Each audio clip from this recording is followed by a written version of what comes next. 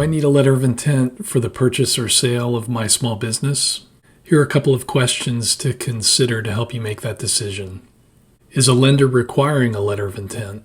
Many times, if the buyer needs a loan to pay for part of the purchase price, its lender will require a signed letter of intent before it will start to underwrite the loan. This helps the lender understand the proposed terms and conditions of the purchase and to see that the parties have taken the first step towards being committed to closing the deal. Is a broker requiring a letter of intent? Brokers often require letters of intent so that the parties will take the first step to getting engaged before they negotiate and sign a purchase agreement. Having a letter of intent helps the parties feel like they're engaged.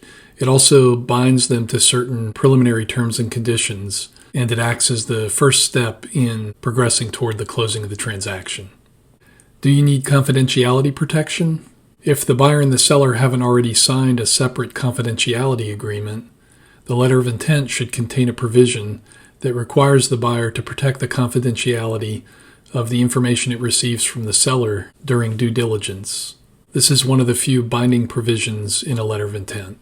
Do you want to take the business off the market? A letter of intent should contain a provision that requires the seller to deal exclusively with the buyer, at least for a short period of time.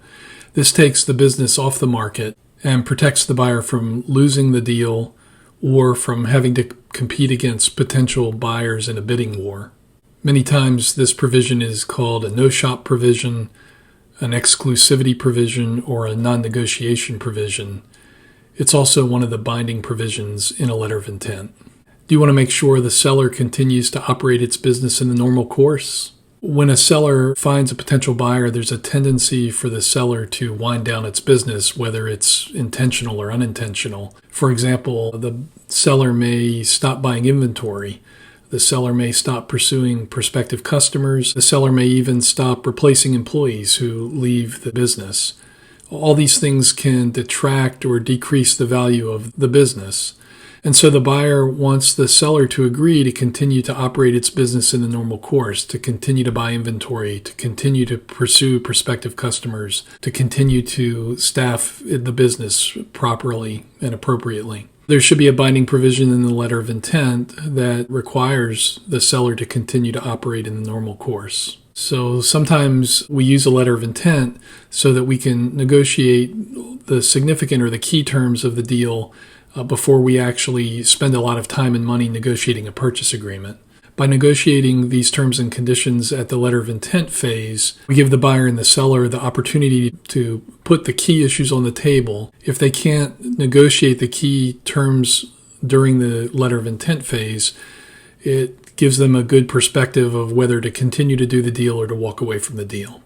How much is the proposed purchase price?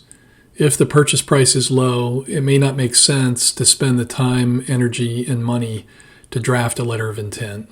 For example, if the purchase price of the business is approximately $50,000, it doesn't make a lot of sense to spend hundreds or even thousands of dollars to negotiate and draft a letter of intent. Instead, it makes sense to just jump right into the negotiation and drafting of the purchase agreement. I'm Joel Ankeny. I'm an attorney who helps people start, run, buy, and sell small businesses. I'm also the author of the book, Here's the Deal: Everything You Wish a Lawyer Would Tell You About Buying a Small Business. If you want to learn more about buying and selling small businesses, please visit my website at anknylaw.com.